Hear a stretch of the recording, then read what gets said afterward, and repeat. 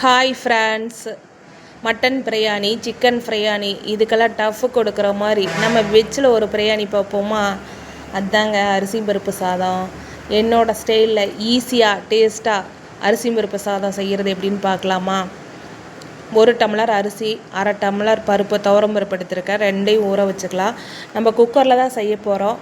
குக்கரை வச்சுட்டு 1 ஸ்பூன் கடுகு, 1 ஸ்பூன் சீரகம் போட்டுக்கலாம். ரெண்டும் பொரிஞ்சு வந்ததுக்கப்புறம் ஒரு கைப்பிடி அளவு சின்ன வெங்காயம், அது கூட 10 பல் பூண்டு, காரத்துக்கு தேவையான அளவு வரமிளகாய் எல்லாத்தையும் போட்டு நல்லா ஃப்ரை பண்ணி எடுத்துக்குவோம்.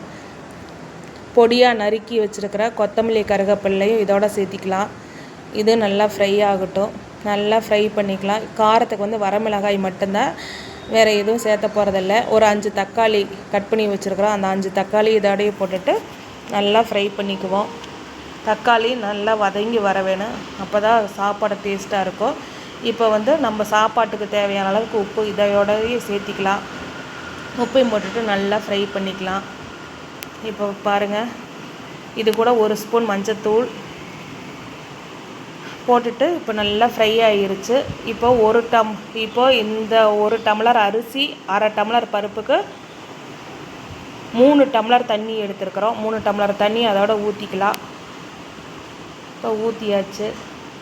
ஊற்றிட்டு ஒரு கலர் எடுத்துக்கலாம்.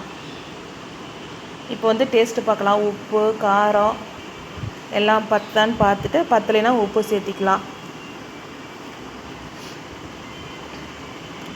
இது அரிசி பருப்பு சாதம் ரொம்ப ஈஸியாகவும் இருக்குங்க, டேஸ்ட்டாகவும் இருக்கும். நீங்களும் உங்கள் வீட்டில் இதே மாதிரியே செஞ்சு பாருங்கள். குழந்தைகள் முதல் பெரியவர்கள் வேறு ரொம்ப பிடிக்கும்.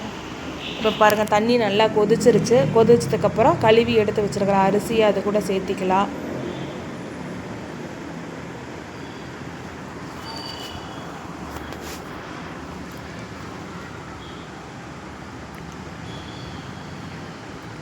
எல்லா அரிசியும் அதில் சேர்த்தியாச்சு. இப்போ ஒரு டைம் நல்லா ஒரு கிளறி விட்டுக்கலாம். கிளறி விட்டாச்சு. இப்போ பாருங்கள், நல்லா பிரியாணி கொதிக்குது. இந்த டைமில் உப்பு காரமெல்லாம் மறுபடியும் ஒரு டைம் பார்த்துக்குங்க. இப்போ குக்கருக்கு மூடியை போட்டு 3 விசில் விட்டு எடுத்துக்குவோம். 3 விசில் வச்சு இறக்கியாச்சுங்க. இப்போ பாருங்கள், சுவையான டேஸ்டியான அரிசி பருப்பு சாதம் ரெடி. பார்க்கவே கலர்ஃபுல்லாக இருக்குதில்ல? நீங்களும் இதே மாதிரி உங்கள் வீட்டில் செஞ்சு பாருங்கள். அரிசி பருப்பு சாதம் தட்டில் போட்டுக்கலாம்.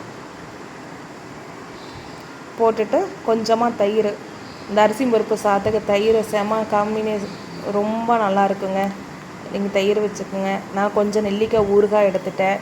அரிசி பருப்பு சாதம், தயிர், நெல்லிக்காய் ஊறுகாய். நீங்களும் வாங்க சாப்பிடலாம். உங்களுக்கு இந்த வீடியோ பிடிச்சிருந்தா லைக் பண்ணுங்கள், ஷேர் பண்ணுங்கள், சப்ஸ்கிரைப் பண்ணுங்கள். இந்த வீடியோ முதல் முறையாக பார்க்குறீங்கன்னா ப்ளீஸ் சப்ஸ்கிரைப் பண்ணுங்கள். தேங்க்யூ ஃப்ரெண்ட்ஸ், பாய்.